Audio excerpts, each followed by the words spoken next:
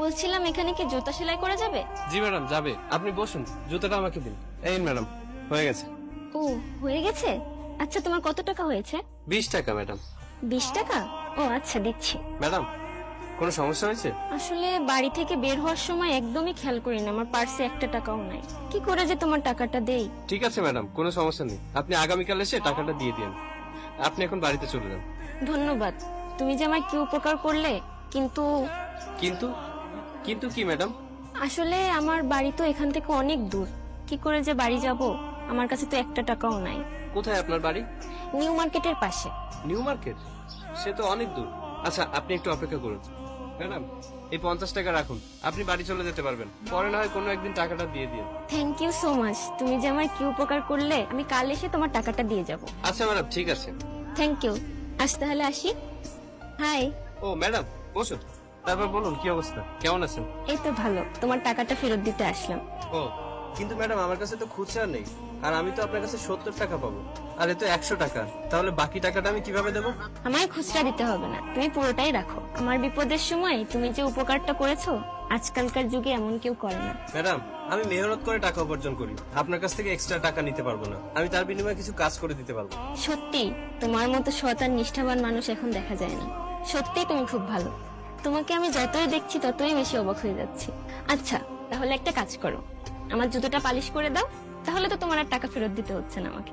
আচ্ছা ম্যাডাম, আপনার জুতো জোড়া দিন। আচ্ছা, তোমার নাম কি? আমার নাম দীপ্ত। ও, তুমি কি শুধু এই কাজই করো? পড়াশোনা করেছো কি? হ্যাঁ ম্যাডাম, করেছি, আমি MA পাস করেছি। কি, তুমি এমএ পাস? তাহলে তো তোমার ভালো জব করা উচিত, কিন্তু তুমি এসব।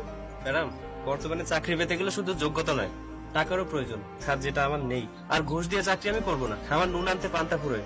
আগে আমার বাবাই এই কাজ করতো, বাবা অসুস্থ হয়ে যাওয়ার পরে আমিই করি, কিন্তু এতে যা উপার্জন হয় তা দিয়ে আমি বাবার ওষুধ কিনতে পারি না। আসলে আমাদের দেশে শিক্ষিত বেকারদের মতো অসহায় আর কেউ নেই। আমার কথা ছাড়ুন, আপনার কথা বলুন। আমার কথাটাই বলবো, কিন্তু তার আগে আমার একটা অনুরোধ আছে। অনুরোধ? আচ্ছা বলুন তো। আমার অনুরোধটা হচ্ছে, এই যে তুমি আমাকে প্রথম থেকে ম্যাডাম ম্যাডাম বলছো, আমাকে আর ম্যাডাম বলবে না। আমার নাম সঞ্জনা, তুমি আমাকে সঞ্জনা বলেই ডেকো। আর তুমি আমাকে তুমি করে বললে আমি বেশি খুশি হব। আচ্ছা ঠিক আছে ম্যাডাম, আমি আপনার নাম ধরে ডাকবো। আবার ম্যাডাম? ও সরি ম্যাডাম, ও সরি, সঞ্জনা। ও হ্যাঁ, আমরা কি ভালো বন্ধু হতে পারি? বন্ধু মানে? বন্ধু মানে আমরা কিভাবে? আচ্ছা বুঝছি, আমার সঙ্গে বন্ধুত্ব করা যাবে না। না না, আমি কি তাই বলেছি নাকি? আচ্ছা ঠিক আছে, আমরা ভালো বন্ধু হতে পারি। ওকে, তাহলে এখন থেকে আমরা good friends.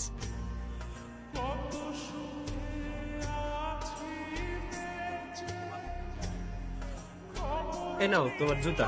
O thank you, তাহলে থাকো, আজ আমি আসি। আচ্ছা ঠিক আছে।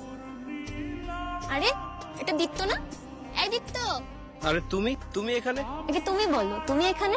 এদিকে একটু কাজে গিয়েছিলাম, আর আমার বাড়িও তো এদিকে, কিন্তু তুমি বলো তুমি এখানে কি করছো? ও আচ্ছা, আমি একটু দরকারে গিয়েছিলাম আমার বান্ধবীর বাসায়। আচ্ছা আচ্ছা, তোমার বাড়ির কাছেই যখন এসেছো, তাহলে চলো আমার বাড়ি থেকে ঘুরে আসি।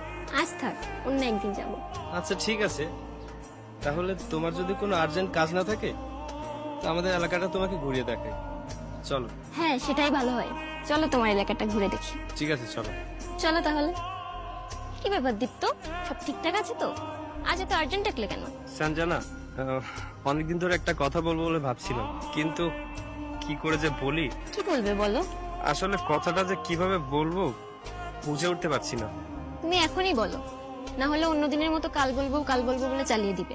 আসলে তোমার আর আমার বন্ধুত্বটা অনেক দিনের, আর এই একসাথে পথ চলতে চলতে, কথা বলতে বলতে মনের অজান্তেই তোমাকে পছন্দ করে ফেলেছি। তোমার প্রতি একটা ফিলিংস তৈরি হয়েছে। মানে, তুমি কি বলতে চাচ্ছ? সঞ্জনা,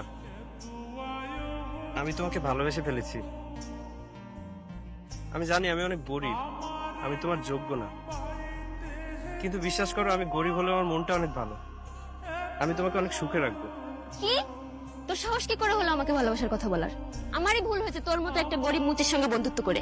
করিস তো এই মুচির কাজ, আর আছে তো একটা ভাঙাচোরা বাড়ি, আবার আমাকে ভালোবাসার কথা বলিস? আমারই সবচেয়ে বড় ভুল হয়েছে তোর মতো একটা ছোট লোককে লাই দিয়ে মাথায় উঠানো। শোন, নিজের সামর্থ্য অনুযায়ী কোনো মেয়েকে ভালোবাসিস, বামুন হয়ে চাঁদে হাত দিতে আসিস না। আজকের পর থেকে তোর এই লোভে ভরা মুখটা আমাকে আর দেখাবি না। চলে যা এখান থেকে।